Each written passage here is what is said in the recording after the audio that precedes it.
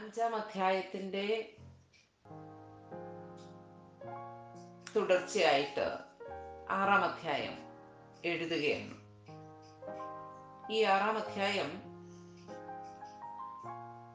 മനുഷ്യർ ഭൂമിയിൽ പെരുകി തുടങ്ങി. അവർക്ക് പുത്രിമാർ ജനിച്ചപ്പോൾ ദൈവത്തിന്റെ പുത്രന്മാർ മനുഷ്യരുടെ പുത്രിമാരെ സൗന്ദര്യമുള്ളവരെന്ന് കണ്ടിട്ട് തങ്ങൾക്ക് ബോധിച്ച ഏവരെയും ഭാര്യമാരായി എടുത്തു. ഈ ആദ്യത്തെ കുറച്ച് വാക്യങ്ങളിൽ പറയുന്ന, പ്രത്യേകിച്ച് ആദ്യത്തെ 4 വാക്യങ്ങളിൽ പറയുന്ന കാര്യങ്ങൾക്കകത്ത് ദൈവത്തിന്റെ പുത്രന്മാർ മനുഷ്യരുടെ പുത്രിമാർ എന്ന് പറയുന്ന ഈ കാര്യം ഒത്തിരി വ്യത്യസ്തമായ അഭിപ്രായങ്ങളുള്ള ഒരു ഭാഗമാണ്. വളരെ വ്യത്യസ്തമായ അഭിപ്രായങ്ങളുള്ള ഒരു ഭാഗമാണ് അത്. ഞാൻ ഒത്തിരി വിശദീകരണത്തിലേക്ക് പോകുന്നില്ല. ഏറ്റവും പ്രധാനമായി കാണുന്ന 2 കാര്യങ്ങൾ നിങ്ങളോട് പറയാം.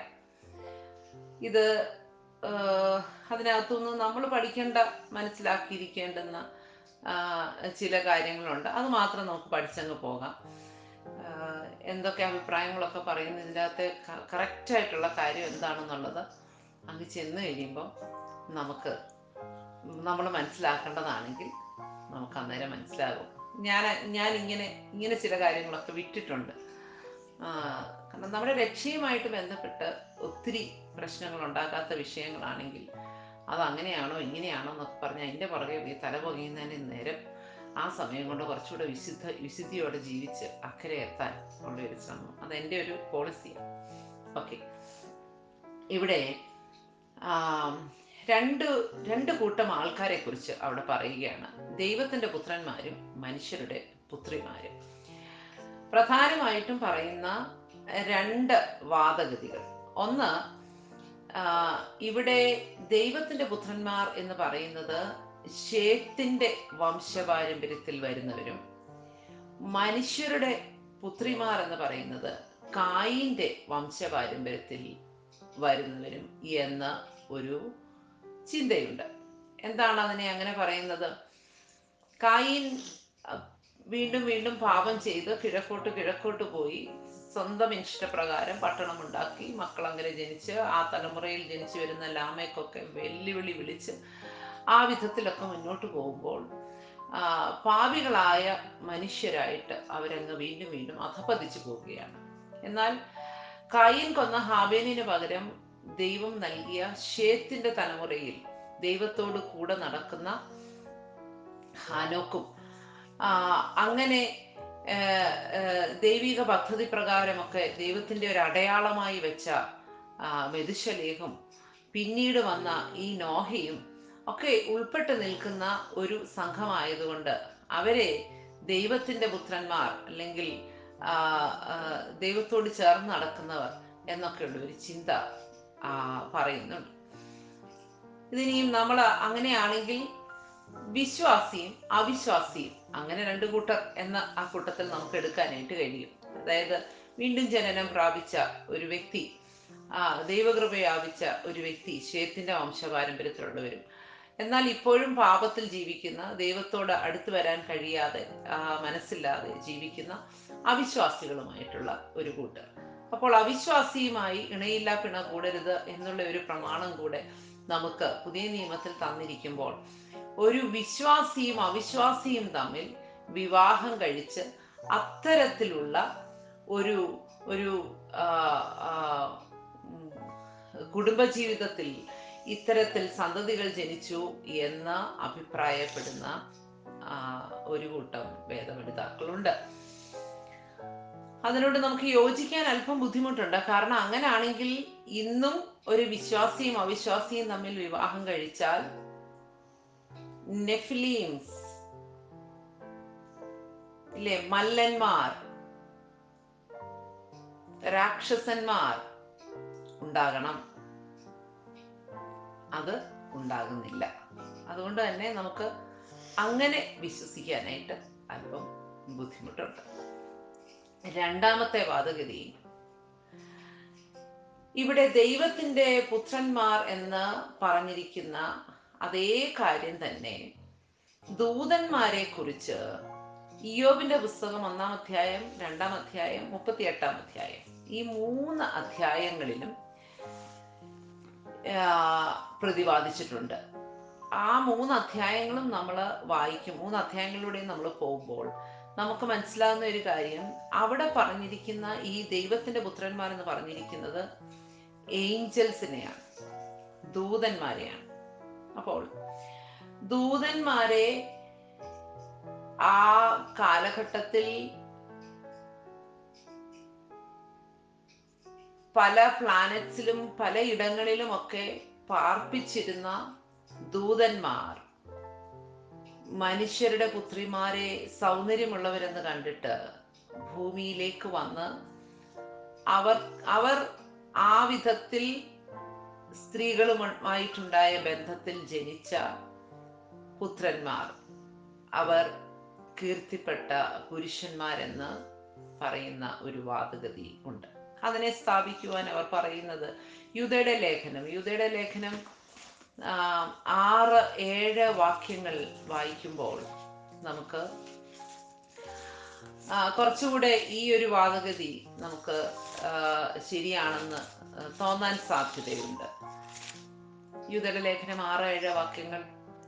തങ്ങളുടെ വാഴ്ച കാത്തുകൊള്ളാതെ സ്വന്തം വാസസ്ഥലം വിട്ടുപോയ ദൂതന്മാരെ മഹാദിവസത്തിന്റെ വിധിക്കായി എന്നേക്കുമുള്ള ചങ്ങലക്കിട്ട് അന്ധകാരത്തിന്റെ കീഴിൽ സൂക്ഷിച്ചിരുന്നു. അതുപോലെ സോദോമും ഗോമേറയും ചുറ്റുമുള്ള പട്ടണങ്ങളും അവർക്ക് സമമായി ദുർനടപ്പാചരിച്ച് അന്യജഡം മോഹിച്ച് നടന്നതിനാൽ നിത്യാഗ്നിയുടെ ശിക്ഷാവിധി സഹിച്ചുകൊണ്ട് ദൃഷ്ടാന്തമായി കിടക്കുന്നു. ആമേൻ. അവിടെ പറഞ്ഞിരിക്കുന്ന തങ്ങളുടെ വാഴ്ച കാത്തുകൊള്ളാതെ സ്വന്തം വാസസ്ഥലം വിട്ടുപോയ ദൂതന്മാർ, അത്തരത്തിലുള്ള ദൂതന്മാരുടെ ആ ഒരു ഇൻസിഡന്റിനെ പ്രൂവ് ചെയ്യുവാൻ ഈ ഉൽപ്പത്തി പുസ്തകം 6-ാം അധ്യായത്തിലുള്ള ഈ ഒരു ഇൻസിഡന്റ് അല്ലാതെ മറ്റൊന്ന് നമുക്ക് ദൈവവചനത്തിൽ എവിടെയും കാണുവാൻ കഴിയാത്തത് കൊണ്ട് അങ്ങനെ ഉള്ള ഒരു സംഭവമാണെന്ന് ഒരു മജോറിറ്റി ഓഫ് സ്കോളേഴ്സ് വിശ്വസിക്കുന്നുണ്ട്.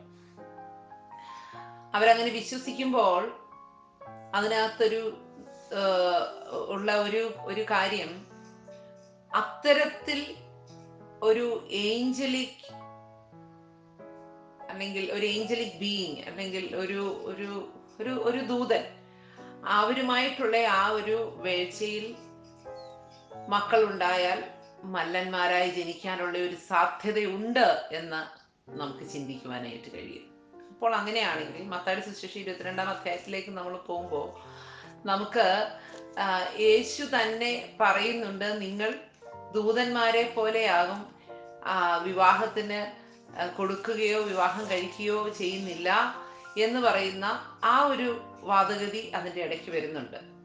എല്ലാം കൂടെ പറഞ്ഞ് ഞാൻ നിങ്ങളെ കൺഫ്യൂസ് ചെയ്യിപ്പിക്കുകയല്ല, ഈ കാര്യങ്ങൾ അറിഞ്ഞിരിക്കാൻ വേണ്ടി പറയുന്നു എന്ന് മാത്രമേ ഉള്ളൂ. അപ്പോൾ വിവാഹത്തിന് കൊടുക്കത്തില്ല, വിവാഹം കഴിക്കത്തില്ല എന്നുള്ള ഒരു കാര്യം അവിടെ പറയുന്നുണ്ട്. അപ്പോൾ അങ്ങനെ അതവിടെ നമ്മൾ കേൾക്കുമ്പോൾ ഓർക്കണം, ഇത് വിവാഹത്തിന് കൊടുക്കുകയോ വിവാഹം കഴിക്കുകയോ ചെയ്യുന്നില്ല എന്നുള്ളത് സത്യമാണെങ്കിലും അവർക്ക് ഇത്തരത്തിലുള്ള ഒരു മക്കളെ ജനിപ്പിക്കാനുള്ള കഴിവില്ല എന്ന് അവിടെ പറഞ്ഞിട്ടില്ല. അവരെ വിവാഹത്തിന് മീൻസ് നമ്മൾ അങ്ങനെ കൊടുക്കുന്ന ആ ഒരു രീതിയില്ല, ആ ഒരു അനുഭവത്തിലേക്ക് പോകുന്നില്ല എന്നുള്ള കാര്യമാണ് അവിടെ പറഞ്ഞിരിക്കുന്നത് എന്ന് നമ്മൾ മനസ്സിലാക്കണം. എന്താണെങ്കിലും ഭൂമിയിൽ മല്ലന്മാർ ജനിക്കത്തക്ക വിധത്തിൽ ഭൂമി വഷളായി. അല്ലെങ്കിൽ നാം മനസ്സിലാക്കേണ്ടുന്നത്, ഇനി എന്തൊക്കെ വാദഗതികൾ ഉണ്ടെങ്കിലും നാം മനസ്സിലാക്കേണ്ടത്, പാപം കൊടികുത്തി വാഴുന്ന ഒരു തലമുറയായി ആ തലമുറ മാറി. ഏതൊക്കെ വിധത്തിലാണെങ്കിലും, ഇനി ദൂതന്മാരായിട്ടാണെങ്കിലും അല്ലെങ്കിൽ പാപികളുമായിട്ടാണെങ്കിലും, എങ്ങനെ സംഭവിച്ചതാണ് എങ്കിലും, ഇനി നമുക്കറിയാത്ത മറ്റെന്തെങ്കിലും കാര്യങ്ങളിലൂടെ സംഭവിച്ചതാണ് എങ്കിൽ പോലും, ഹല്ലേലൂയ, സ്തോത്രം, പാപം കൊടുകുത്തി വാഴുകയാണ്. മനുഷ്യൻ പാപത്തിന്റെ അകത്തേക്ക്, human beings were into the sin, into the core of the sin. ആ പാപത്തിന്റെ അങ്ങേ അറ്റത്തേക്ക് മനുഷ്യൻ പോകുന്ന ഒരനുഭവം വരികയാണ്. ഇനിയും ഇതിനെല്ലാം തകർക്കുന്ന മറ്റൊരു വാദം എന്താണെന്ന് അറിയാമോ? അതും കൂടെ പറഞ്ഞിട്ട് പോകാം. ഇങ്ങനെയാണെങ്കിൽ ഈ മല്ലന്മാരെല്ലാവരും നോഹയുടെ പ്രളയം കഴിഞ്ഞപ്പോൾ മരിച്ചുപോയില്ലേ? അപ്പൊ പിന്നെ ഈ ദാവീദിന്റെ കാലത്തെ ഗോലിയാത്തിന്റെ സഹോദരങ്ങൾ അവരെവിടെ നിന്ന് വന്നു? ആ കാലത്തെ ആ മല്ലന്മാരെവിടെ നിന്ന് വന്നു?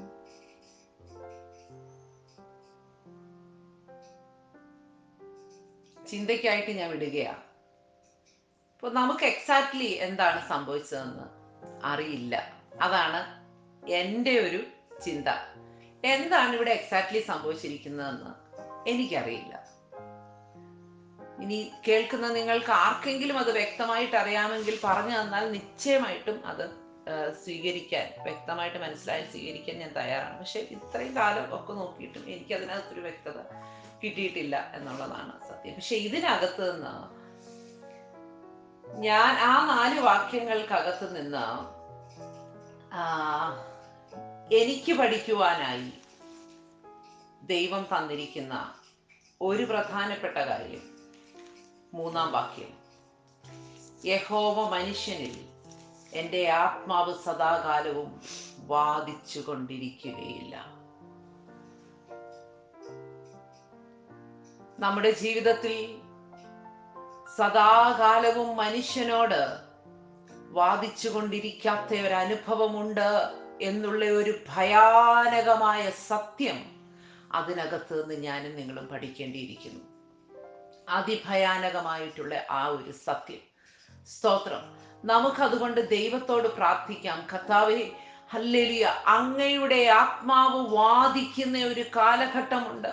അങ്ങയുടെ ആത്മാവ് ഹല്ലേലൂയ ഹല്ലേലൂയ എന്നോട് സ്ട്രൈവ് ചെയ്യുന്ന ഒരു കാലഘട്ടമുണ്ട്. ഹല്ലേലൂയ, സ്തോത്രം. കർത്താവേ, എൻ്റെ പ്രിയപ്പെട്ടവനോട്, എൻ്റെ പ്രിയപ്പെട്ടവളോട്, എൻ്റെ കുഞ്ഞുങ്ങളോട്, ഹല്ലേലൂയ, എൻ്റെ ദേശത്ത് ഞാൻ വിരൽ ചൂണ്ടി ഭാരത്തോട് പ്രാർത്ഥിച്ചു കൊണ്ടിരിക്കുന്ന ആ കുടുംബത്തോട്, എൻ്റെ സഹോദര കുടുംബത്തോട്, ഹല്ലേലൂയ, സ്തോത്രം, എൻ്റെ മാതാപിതാക്കളോട് ഒക്കെ ഹല്ലേലൂയ, അങ്ങയുടെ ആത്മാവ് വാദിക്കുന്ന ഒരു കാലഘട്ടമുണ്ടല്ലോ കർത്താവേ. ആ കാലഘട്ടത്ത് തന്നെ മാനസാന്തരപ്പെടുവാനുള്ള ഒരു കൃപ ദൈവമേ അങ്ങ് അവർക്ക് കൊടുക്കുമാറാകണമേ എന്ന് നമുക്ക് ഈ ദിവസങ്ങളിൽ ദൈവത്തോട് പ്രാർത്ഥിക്കാം. Hallelujah. Verse 3 says, my spirit shall not always strive with man. Hallelujah. So let us utilize the time the Spirit of God strives with us. The Spirit of God deals with us. The Spirit of God, hallelujah, pleads with us.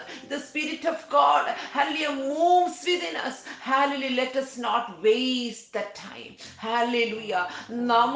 നമ്മുടെ തലമുറകളോ hallelujah യഹോവയുടെ ആത്മാവ് വാദിക്കുന്ന ആ കാലഘട്ടത്തിൽ hallelujah നമ്മുടെ ഹൃദയത്തോട് സംസാരിക്കുന്ന, നമ്മുടെ സാഹചര്യങ്ങളിലൂടെ ഹല്ലേലൂയ നമ്മോട് ഇടപെടുന്ന, നമ്മെ ചിലതിനകത്തൂടെ പോകാൻ അനുവദിച്ച, ചില ക്ലേശത്തിനകത്തൂടെ, ചില ഒറ്റപ്പെടലിനകത്തൂടെ, ചില വേദനയ്ക്കകത്തൂടെ ഒക്കെ പോകാൻ അനുവദിച്ച ആ പാപത്തിൽ നിന്ന് പുറത്തു വരുവാൻ, മാനസാന്തരപ്പെടുവാൻ, hallelujah, the period, the precious time, hallelujah, where the Spirit of God strives with each one of us. Hallelujah, hallelujah, hallelujah. Let us pray that we will be able to utilize the time and repent and come back to the Lord. അങ്ങനെ മടങ്ങി വരുവാൻ എന്നെയും എൻ്റെ തലമുറകളെയും എൻ്റെ പ്രിയപ്പെട്ടവരെയും ഞാൻ ഈ ദിവസങ്ങളിൽ വർഷങ്ങളായി പ്രാർത്ഥിച്ചു കൊണ്ടിരിക്കുന്ന ഹല്ലേലൂയ ആ ജീവിതങ്ങളെയും ഇടയാക്കുമാറാകണമേ എന്ന് നമുക്ക് പ്രാർത്ഥിക്കാം. കാരണം യഹോവയുടെ ആത്മാവ് സദാകാലവും വാദിച്ചു കൊണ്ടിരിക്കുകയില്ല. ഹല്ലേലൂയ, സ്തോത്രം. അപ്പോൾ 5-ാം വാക്യത്തിൽ പറയുന്നു, ഭൂമിയിൽ മനുഷ്യന്റെ ദുഷ്ടത വലിയതെന്നും അവന്റെ ഹൃദയ വിചാരങ്ങളുടെ നിരൂപണമൊക്കെയും എല്ലായ്പ്പോഴും ദോഷമുള്ളതത്രയെന്നും യഹോവ കണ്ടു. And God saw that the wickedness of man was great in earth. and that every imagination of the thoughts of his heart was only evil continually. Hallelujah, സ്തോത്രം. നിങ്ങൾ ആ ഭാഗം ഒന്ന് ശ്രദ്ധിച്ചു നോക്കിക്കേ. ഈ നമ്മൾ ഓർക്കും നമ്മുടെ മനസ്സിനകത്ത് പോകുന്നു, നമ്മുടെ ചിന്തയിലൂടെ പോകുന്നതൊന്നും ആരും കാണുന്നില്ല. പുറമേ നല്ല വെള്ള ഷർട്ടൊക്കെ ഇട്ട് അല്ലെങ്കിൽ നല്ല വസ്ത്രമൊക്കെ ധരിച്ച് ആ, ആ, ആ, ഒരു ഒരു ഒരുപക്ഷെ ബൈബിളും ഒക്കെ പിടിച്ച് നല്ല ഭംഗിയായിട്ട് നടന്നാലും ഹല്ലേലൂയ, ദൂരത്ത് നമ്മുടെ ഹൃദയ നിരൂപണങ്ങളെ ഹല്ലേലൂയ സ്തോത്രം അറിയാൻ കഴിയുന്ന, മനസ്സിലാക്കാൻ കഴിയുന്ന, ഹല്ലേലൂയ ഭയത്തോടെ ഓർക്കണം, എന്റെയും നിങ്ങളുടെയും മനസ്സിനകത്തൂടെ പാഞ്ഞു പോകുന്ന ഒരു ചിന്തയെ പോലും കാണാൻ കഴിയുന്ന ഒരു ദൈവത്തിന്റെ മുമ്പിലാണ് ഞാനും നിങ്ങളും ജീവിക്കുന്നതെന്ന് ഓർക്കുക. അറിയാൻ കഴിയുന്ന ഒരു ദൈവമെന്ന് മാത്രം നിങ്ങൾ ചിന്തിക്കരുത്. അതിനെ കാണാൻ കഴിയുന്ന ചിന്തയെ ആർക്കെങ്കിലും കാണാൻ കഴിയുമോ? കഴിയുമെങ്കിൽ അത് എന്റെയും നിങ്ങളുടെയും സൃഷ്ടാവായ ദൈവത്തിന് മാത്രമാണ്. ഹല്ലേലൂയ, സ്തോത്രം. We should be really, really, really careful. Hallelujah. Every imagination of our heart, every thought which passes through our mind, every thought which settles into us as a decision. Hallelujah. Hallelujah. Every such things. Hallelujah. No, it is seen by God. God can visualize it. അവിടെ മറ്റൊരു കാര്യം പറയുന്നത് English ബൈബിളിൽ കുറച്ചുകൂടെ വ്യക്തമായിട്ട് പറയുന്നു. Hallelujah, every imagination of the thoughts of his heart was only evil continually. നിരന്തരമായി. ഒരു ദിവസം അങ്ങനെ ഒരു കാര്യം ചിന്തിച്ച് അങ്ങനെ ഒരു അബദ്ധം പറ്റിയ ഒരു അനുഭവമല്ല കേട്ടോ. ഹല്ലേലൂയ, സ്തോത്രം. They were living in wickedness. Hallelujah. And every imagination, every thought of their heart was wicked continually. നിരന്തരമായി അതിനകത്ത് ജീവിക്കുകയാണ്. ഹല്ലേലൂയ, സ്തോത്രം, സ്തോത്രം. ഒരുപക്ഷെ ഈ ദൂത് കേട്ടുകൊണ്ടിരിക്കുമ്പോൾ നിങ്ങളുടെ ഉള്ളിലേക്ക് ഒരുപക്ഷെ ആരുടെയെങ്കിലും ഒക്കെ മുഖം ഓർമ്മ വരുന്നുണ്ടായിരിക്കാം. ദൈവമേ, നിരന്തരമായി അങ്ങനെ അതിനകത്ത് ജീവിക്കുകയാണല്ലോ. കാരണം thoughts after the thoughts, imagination after the imagination, hallelujah, decision after decisions, everything is wicked. Hallelujah, everything what he does or she does is a foolishness. You can see that that person is continually living like that. നിരന്തരമായിട്ട് അതിനകത്താണ് ജീവിക്കുന്നതെന്ന് കാണുന്ന ഏതെങ്കിലും ഒരു ജീവിതത്തെ ഓർക്കുന്നുവെങ്കിൽ ഒരിക്കൽ കൂടി നമുക്കൊന്ന് പ്രാർത്ഥിക്കാം. കർത്താവേ, ദൈവത്തിന്റെ പരിശുദ്ധാത്മാവേ, do not stop striving with that man. Do not stop striving with that person, of Father. Do not stop striving with my generation, oh Lord. Hallelujah. നമുക്ക് ദൈവത്തോട് പ്രാർത്ഥിക്കാം. വാദിച്ചു കൊണ്ടിരിക്കുന്നത് നിർത്തിക്കളയരുതേ കർത്താവേ എന്ന് നമുക്ക് ദൈവത്തോട് പ്രാർത്ഥിക്കാം. Hallelujah, സ്തോത്രം. അവിടെ ഒന്ന് ആലോചിച്ച് നോക്കിക്കേ. God was grieved in his heart. Hallelujah. And it repented the Lord that he had made man on the earth. അല്ലേ, മനുഷ്യനെ ഉണ്ടാക്കുക നിമിത്തം. നിങ്ങൾ ഒന്ന് ഓർത്ത് നോക്കിക്കേ, ഈ ഭൂമിയിൽ ഇത്രയും എല്ലാം സൃഷ്ടിയുണ്ടായിരുന്നു. എന്തെല്ലാം കാര്യങ്ങളെ ദൈവം സൃഷ്ടിച്ചില്ലേ? വാക്കുകൊണ്ട് ജലജന്തുക്കളെ മുഴുവൻ, പർവ്വജാതിയെ മുഴുവൻ, മൃഗജാലങ്ങളെ മുഴുവൻ, സസ്യലതാദികളെ എല്ലാം. God created a lot of things. പക്ഷേ തൻ്റെ കരം കൊണ്ട് തൻ്റെ സ്വരൂപത്തിൽ തൻ്റെ സാദൃശ്യത്തിൽ സൃഷ്ടിച്ച ഈ മനുഷ്യനെ മാത്രം ഉണ്ടാക്കിയതിൽ താൻ അനുതപിക്കുന്ന ഒരവസ്ഥയിലേക്ക്. Man is the crown of his creation. ഏറ്റവും മനോഹരമായ ദൈവത്തിന്റെ ആ ക്രിയേഷനാണ് ഈ മനുഷ്യൻ എന്ന് പറയുന്നത്. അതിനകത്ത് നിന്ന് മറ്റൊരു സന്ദേശം, ദൈവമേ, ഒരിക്കൽ പോലും എന്നെ ഈ ഭൂമിയിൽ സൃഷ്ടിച്ചാക്കിയതോർത്ത് അങ്ങയ്ക്കൊരു ദുഃഖം വരാൻ ഇടയാക്കില്ലേ കർത്താവേ. We all are uniquely created. നമുക്ക് തുല്യരായി വേറൊരാളില്ല കേട്ടോ.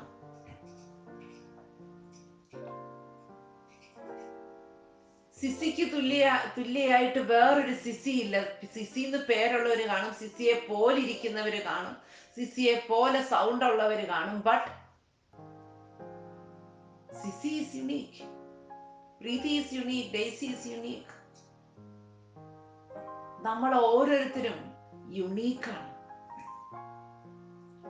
Every child of us is unique. Maybe they are born, by us, through us. നമ്മളിലൂടെ, നമ്മളിൽ നിന്നായിരിക്കാം അവർ ജനിച്ചത്. പക്ഷെ 2 കുഞ്ഞുങ്ങളുണ്ടെങ്കിൽ 2 പേരും ദൈവത്തിന്റെ കണ്ണിൽ യുണീക്കാണ്.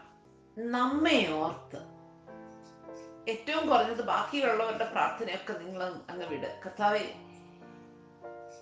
എന്റെ പ്രിയപ്പെട്ടവനെ ഓർത്ത്, എന്റെ പ്രിയപ്പെട്ടവളെ ഓർത്ത്, എന്റെ കുഞ്ഞുങ്ങളെ ഓർത്ത് ഞങ്ങളെ സൃഷ്ടിക്കുക നിമിത്തം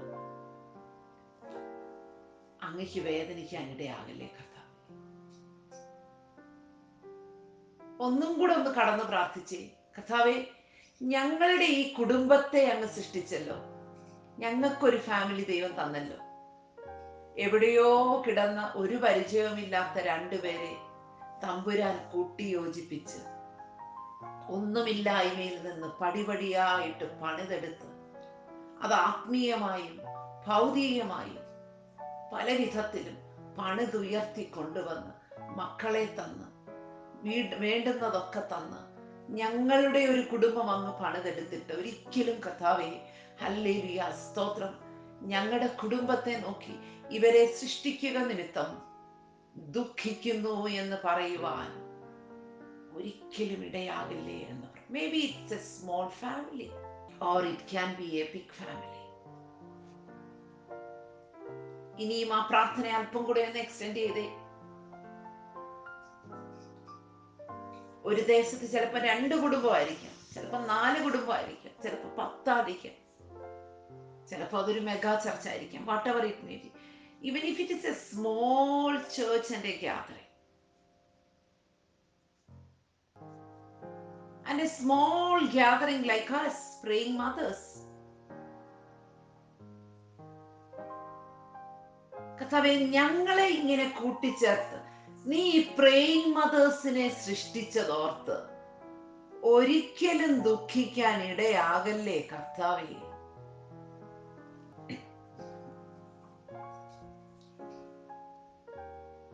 ഞാൻ കടന്നു പോകുന്ന ആ ദൈവസഭ, ആ ദൈവസഭയുടെ പേരൊന്ന് പറഞ്ഞേ കർത്താവേ, അതിനെ സൃഷ്ടിച്ചത് നിമിത്തം ഒരിക്കലും അങ്ങേക്ക് അനുതപിക്കുവാൻ ഇടയാക്കല്ലേ. Help us not to grieve your heart as a person, as a family, as a church. Help us to give you joy in abundance. ഒരിക്കലും അതിനായി അത്രയും ഗ്രീവ് ചെയ്തിട്ട് ദൈവം ഒരു തീരുമാനത്തിലെത്തുകയാണ്. വേഴ്സ് 7, ഞാൻ സൃഷ്ടിച്ചിട്ടുള്ള മനുഷ്യനെ ഭൂമിയിൽ നിന്ന് നശിപ്പിച്ചു കളയും. മനുഷ്യനെയും മൃഗത്തെയും ഇഴജാതിയെയും ആകാശത്തിലെ പക്ഷികളെയും തന്നെ ഇവിടെ അവയെ ഉണ്ടാക്കുന്ന നിമിത്തം ഞാൻ അനുതപിക്കുന്നുവെന്ന് യഹോവ പറയുന്നു എങ്കിൽ പോലും ആ മനുഷ്യൻ പാപം ചെയ്തത് കൊണ്ട് നിമിത്തമാണ് ബാക്കി എല്ലാം ഒരുപോലെ ആ ഒരു വീഴ്ച വന്ന അനുഭവത്തിലേക്ക് പോകേണ്ടി വന്നു. ദൈവം തീരുമാനിക്കുകയാണ്, I'm going to destroy everything. I'm going to destroy. നമ്മുടെ ദൈവം മഹാകരുണയുള്ള ദീർഘക്ഷമയുള്ള ഒരു ദൈവമാണെന്ന് കഴിഞ്ഞ അധ്യായത്തിൽ നാം കേട്ടു, ഇല്ലേ? മെതുശലേഹിനെ ഏറ്റവും കൂടുതൽ ആയുസ് കൊടുത്ത് ജീവിപ്പിച്ചിരുത്തി. കാരണം അവൻ മരിക്കുമ്പോൾ ന്യായവിധി വരും. സ്തോത്രം.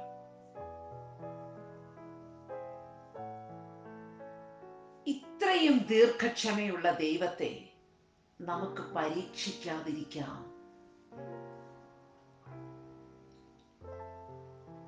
ഇതിന്റെ അർത്ഥം എന്താണ്? ദൈവം തന്റെ സൃഷ്ടിയെ കൈവിടാൻ ഒരുങ്ങുകയാണ്, വിട്ടുകളയാൻ ഒരുങ്ങുകയാണ്. ഹല്ലേലൂയ. നമുക്ക് ദൈവത്തോട് പറയാം, കർത്താവേ, വിട്ടുകളയല്ലേ.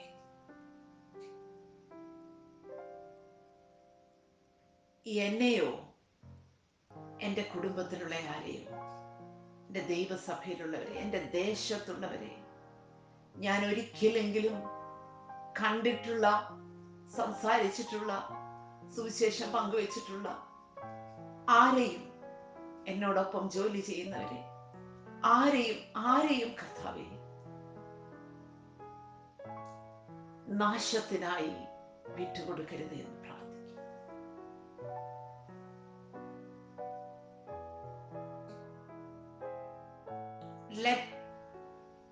Let not such a decision come upon anyone.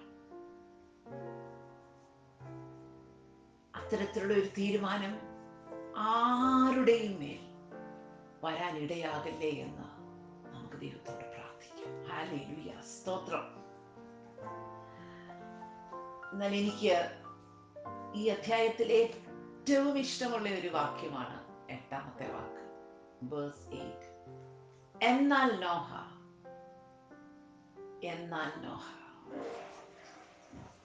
but Noah. എന്നാൽ നോഹയ്ക്ക് യഹോവയുടെ കൃപ കിട്ടി. But Noah found grace in the eyes of the Lord. ദൈവത്തിന്റെ കണ്ണിൽ നിന്ന് കൃപ ലഭിച്ച നോഹ. മാനവജാതിയെ മുഴുവൻ, അതിനോടൊപ്പം ഭൂമിയിലെ സകല സൃഷ്ടിയെയും നശിപ്പിക്കാനായി ഒരുങ്ങുമ്പോൾ, ഈ ഭൂമിയെ മൂടിയിരുന്ന, ഭൂമിയെ അന്ധകാരത്തിലേക്ക് കൊണ്ടുപോയ, ഭൂമിയെ പാഴും ശൂന്യവുമായ അനുഭവത്തിലേക്ക് കൊണ്ടുപോയ വെള്ളത്തെ, താൻ സെപ്പറേറ്റ് ചെയ്ത വെള്ളത്തെ മടക്കി വിളിച്ചതിനെ നശിപ്പിക്കാനായി ഒരുങ്ങുന്ന ദൈവത്തിന്റെ കണ്ണിൽ നിന്ന് ആ തലമുറയിൽ കൃപ പ്രാപിച്ച, കൃപ ലഭിച്ച one person who received grace in that generation. When God was getting ready to call back the separated water,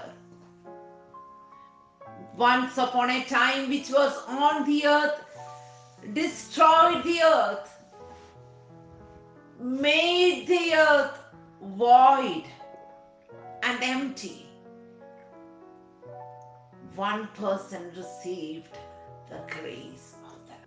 ദൈവത്തിന്റെ ആത്മാവ് ആ കാലഘട്ടത്തിൽ വാദിച്ചു കൊണ്ടിരിക്കുമ്പോൾ ഒരുവൻ അതിനോട് പ്രതികരിച്ചു. നിങ്ങൾ ആലോചിച്ച് നോക്കിക്കേ, maybe 40,000 or 50,000 of people living on the earth at that time, and among them one person, just one person. And one more thing to think about Noah is, he is waiting for the last 500 years to bring children. Adam മുതലുള്ള അവന്റെ തലമുറ വരെ എടുത്താൽ ഇത്രയും നീണ്ട കാലഘട്ടം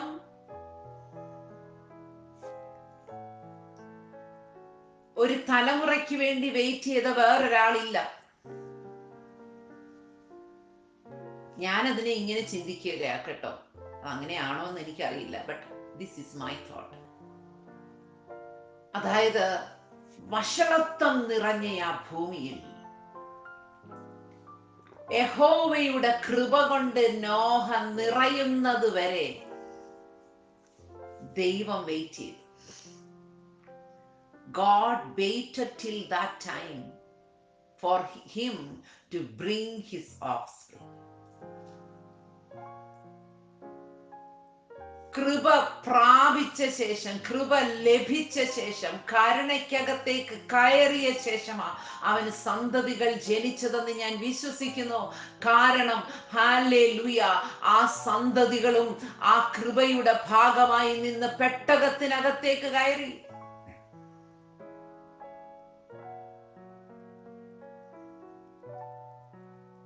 ആ വീട്ടിനകത്ത് നോഹ ദൈവത്തിന്റെ കൃപ ലഭിച്ച ഒരു വ്യക്തിയാണ്.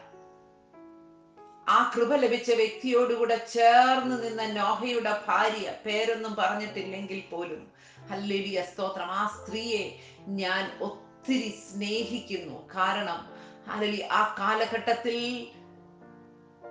മറ്റ് ഒരു സ്ത്രീകളും ഈ കൃപ ലഭിക്കാതെ, കൃപ എന്താണെന്നറിയാതെ, ദൈവ സാന്നിധ്യം എന്താണെന്നറിയാതെ, ദൈവിക ഇടപെടലുകൾ എന്താണെന്നറിയാതെ ഒക്കെ ജീവിക്കുമ്പോൾ, ഏകദേശം 100-ലധികം വർഷങ്ങൾ തൻ്റെ പ്രിയപ്പെട്ടവൻ ഒരു ഭോഷനെ പോലെ മഴയെക്കുറിച്ച് പ്രസംഗിക്കുമ്പോൾ, ഹല്ലേലൂയ, നോഹയോട് ചേർന്ന് നിന്ന് അവിടെ നിങ്ങൾ ഇനി ഇങ്ങനെ പ്രസംഗിക്കണ്ട, എനിക്ക് വെളിയിലിറങ്ങി നടക്കാൻ പറ്റുന്നില്ല, അപ്പുറത്തെ സ്ത്രീകൾ അങ്ങനെ പറയുന്നു, ഇപ്പുറത്തെ സ്ത്രീകൾ ഇങ്ങനെ പറയുന്നു എന്നൊക്കെ പറഞ്ഞ് ഡിസ്കറേജ് ചെയ്യാതെ, അച്ചായൻ എന്ത് പ്രസംഗിച്ചാലും ദൈവത്തിൽ നിന്ന് പ്രാപിച്ചാണ് അങ്ങ് പറയുന്നതെന്ന് ഞാൻ വിശ്വസിക്കുന്നു എന്ന് പറഞ്ഞ് അദ്ദേഹത്തിന്റെ കൂടെ നിന്ന ആ സ്ത്രീ, അപ്പന് ലഭിച്ച ആ കൃപ, വീട്ടിനകത്തെ ആ ദൈവ സാന്നിധ്യത്തിനകത്ത് വഷളത്വമുള്ള ഒരു തലമുറയുടെ നടുവിൽ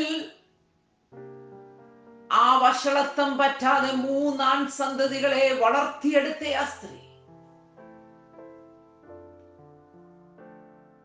മറ്റൊന്നുകൂടെ ഞാൻ പറയാം, വീട്ടിലേക്ക് കയറി വന്ന വഷളത്വത്തിന്റെ നടുവിൽ നിന്ന്, ദൈവകോപത്തിന്റെ നടുവിൽ നിന്ന്, ദൈവഹിതമില്ലാതെ ജീവിക്കുന്ന തലമുറയുടെ നടുവിൽ നിന്ന് ഭവനത്തിലേക്ക് ദൈവം അയച്ച 3 പെൺമക്കളെ പെട്ടകത്തിനകത്ത് മനസ്സോടെ കയറാൻ പ്രാപ്തിയുള്ള, ഹല്ലേലൂയ സ്തോത്രം, 3 പെൺമക്കളാക്കി ചേർത്ത് പിടിച്ച ആ അമ്മ.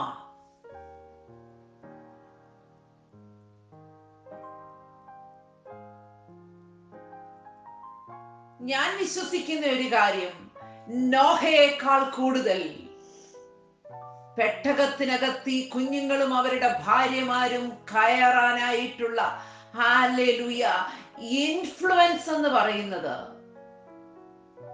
it was Noah's wife. Because Noah was busy building the ark, preaching and all those things. This is my imagination, okay? Early morning she will get up, she will prepare the food, she will, make everything ready, and she will give everything to Noah, and she will encourage all her 3 sons to go with him to build the ark. പെട്ടകം പണിയാൻ പോകുന്ന ഇടത്തേക്ക് മക്കളെ ഒരുക്കി പറഞ്ഞയച്ച ഒരമ്മ. Hallelujah. ആ കാലഘട്ടത്തിൽ മക്കളെല്ലാം പലതിന്റെയും പുറകെ പോകുമ്പോൾ, അന്യജഡം മോഹിച്ച് നടക്കുന്ന മനുഷ്യരുടെ പുത്രിമാരെ സൗന്ദര്യമുള്ളവരെന്ന് കണ്ട് പലവിധത്തിലുള്ള ജീവിതത്തിലേക്ക് പോകുന്ന, നിരൂപണങ്ങൾ വ്യർത്ഥമായിട്ടുള്ള ദുഷ്ടനിരൂപണങ്ങളുള്ള among that wicked generation,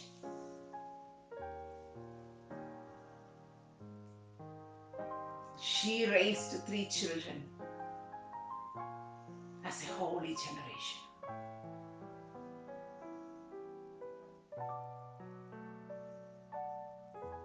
she could even win the hearts of the three women.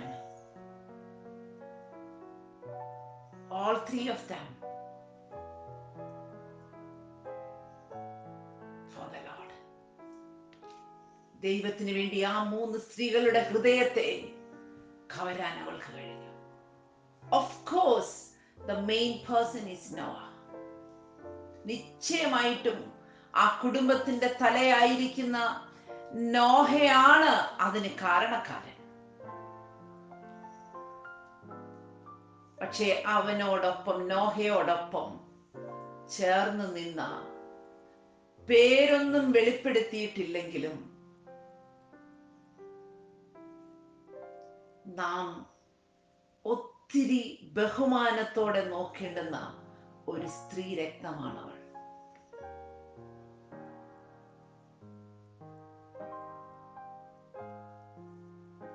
തന്റെ പ്രിയപ്പെട്ടവൻ തന്റെ ഹൃദയം ദൈവഹിതത്തിനായി കൊടുത്തപ്പോൾ, തന്റെ ജീവിതം ദൈവത്തിന്റെ ഇഷ്ടത്തിനായി കൊടുത്തപ്പോൾ, തന്റെ ആയുസ് കാണാത്ത ഒരു കാര്യത്തിന് വേണ്ടി, ദൈവത്തിൽ നിന്ന് കേട്ട ഒരു വാക്കിന് വേണ്ടി, ഒരു മനുഷ്യായുസ് മുഴുവൻ, ഒരു പുരുഷായുസ് മുഴുവൻ അധ്വാനിക്കാൻ വിട്ടുകൊടുത്തപ്പോൾ അവനോട് കൂടെ നിന്ന് അനുഗ്രഹിക്കപ്പെട്ട ഒരു മാതാവ്.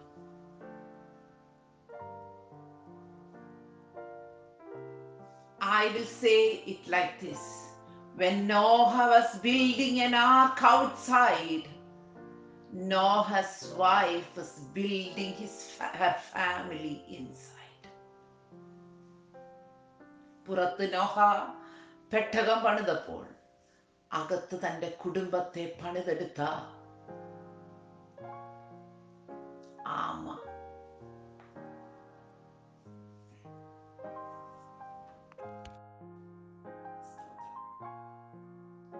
ഇത്രയും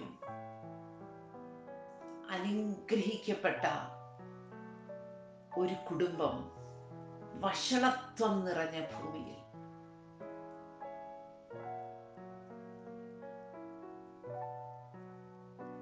ദൈവം തന്റെ സൃഷ്ടിയെ മുഴുവൻ നോക്കി അതിനെ നശിപ്പിക്കാനായി ഒരുങ്ങി റെഡിയായിട്ട് നിൽക്കുന്നതിന്റെ ഇടയിൽ ഒരു കുടുംബം,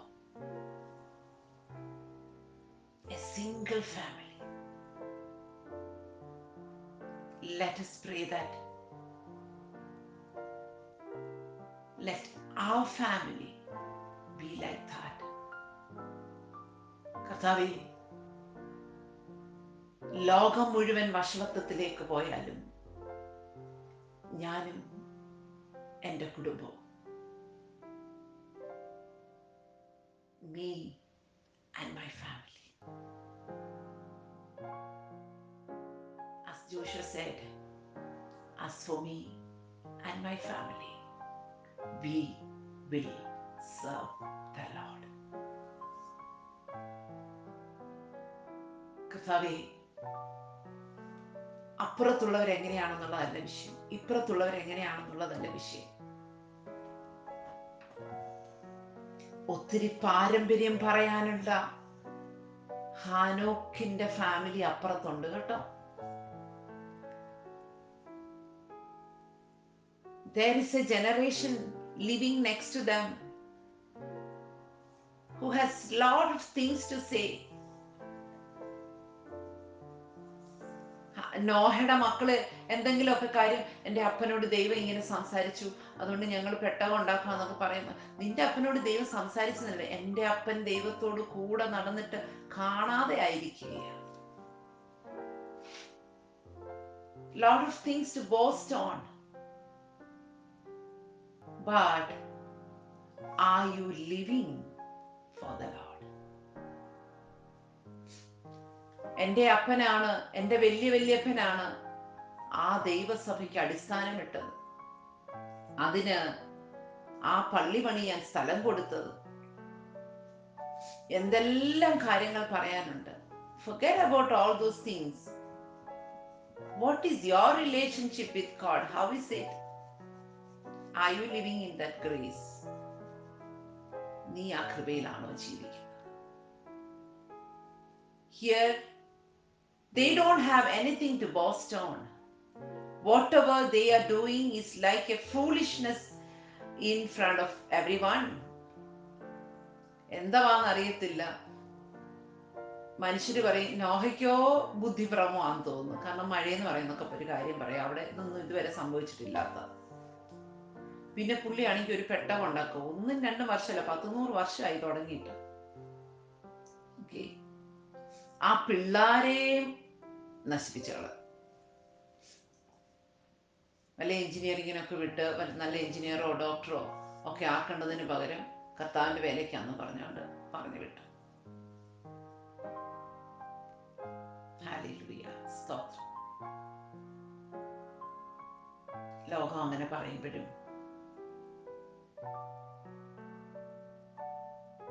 നമുക്ക് ദൈവത്തോട് പ്രാർത്ഥിക്കാം. നിങ്ങളൊന്ന് ആലോചിച്ച് നോക്കിക്കേ, ചെറിയ പ്രായത്തിലൊക്കെ അവർക്ക് അങ്ങനെ അതിന് ഓക്കെ ആയിരിക്കും. പക്ഷെ അല്പം വളർന്നു വന്നു കഴിയുമ്പം എല്ലാവരും ഒക്കെ പറയുന്നത് കേൾക്കുമ്പോൾ they could have stepped back.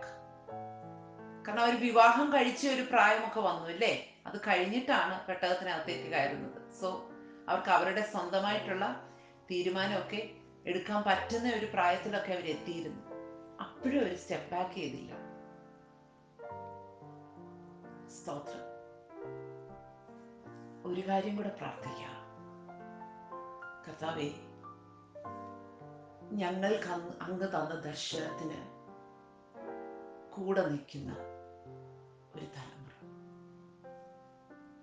നമ്മുടെ ഉള്ളിൽ തന്ന ഈ കാഴ്ചപ്പാടിനും നാം പ്രാപിച്ച നമുക്ക് ലഭിച്ച ഈ കൃപയ്ക്കകത്ത് നമ്മളോട് കൂടെ ചലിക്കുന്ന ഒരു തലമുറ, നമ്മളിലൂടെ ദൈവം ഇനിഷ്യേറ്റ് ചെയ്യുന്നതിനെ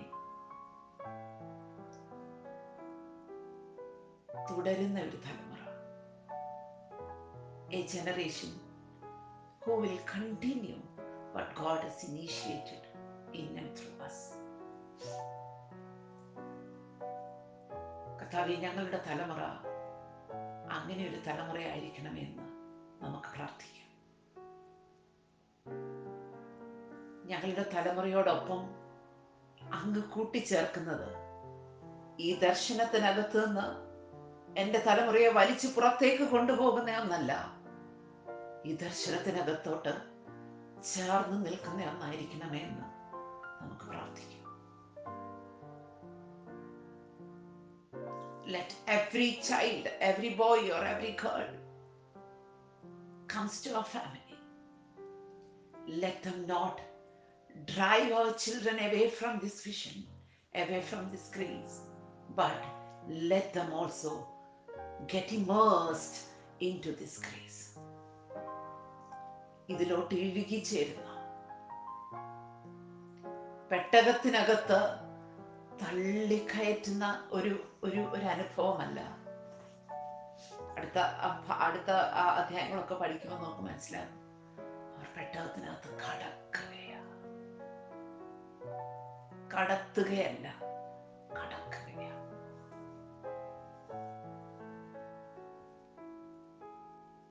കർത്താവേ, അങ്ങയുടെ ആത്മാവ് വാദിക്കുമ്പോൾ ആ വാദത്തോട് പ്രതികരിക്കുന്ന ഒരു കുടുംബമായി, ഒരു ദൈവസഭയായി ഞങ്ങളെ ഉണ്ടാക്കുക നിമിത്തം അങ്ങേക്ക് ദുഃഖമല്ല. ഈ തലമുറയിൽ വ്യത്യസ്തരായി നിന്ന് കൃപ പ്രാപിക്കുന്ന ഒരു തലമുറയായി, അങ്ങയോട് പറ്റി നിൽക്കുന്ന ഒരു തലമുറയായി ദൈവമേ ഞങ്ങളെ തീർക്കുമാറാകണമേ എന്ന് നമുക്ക് ദൈവത്തോട് പ്രാർത്ഥിക്കാം. അതിനോടൊപ്പം അപ്പാ, ഞാനും എൻ്റെ കുടുംബവും, ഞാനും ഓരോ ദൈവദാസനും പറയട്ടെ, ഞാനും എൻ്റെ ദൈവസഭയും ഞങ്ങളെ യഹോവയെ സേവിക്കും. ആ കൃപയ്ക്കകത്ത് നിൽക്കും. നമ്മുടെ സഭയ്ക്കകത്തേക്ക് ദൈവം കൊണ്ട് ചേർക്കുന്നതെല്ലാം ആ വിഷനുമായിട്ട് അങ്ങ് ലയിച്ചു തേരുന്ന ഒരു ദൈവദാസന് ദൈവം കൊടുത്തിരിക്കുന്ന ഒരു വിഷനുണ്ട്, ഒരു ദർശനമുണ്ട്, ഒരു കാഴ്ചപ്പാടുണ്ട്. അതിനകത്തേക്ക് ഇഴുകിച്ചേരുന്നതിനെ കൊണ്ടുവന്ന് ചേർക്കുമാറാകണമേ എന്ന് നമുക്ക് ദൈവത്തോട് പ്രാർത്ഥിക്കാം. ഈ വചനങ്ങളാൽ ദൈവത്തിന്റെ പരിശുദ്ധാത്മാവ് നമ്മെ സഹായിക്കുമാറാകട്ടെ. God bless you.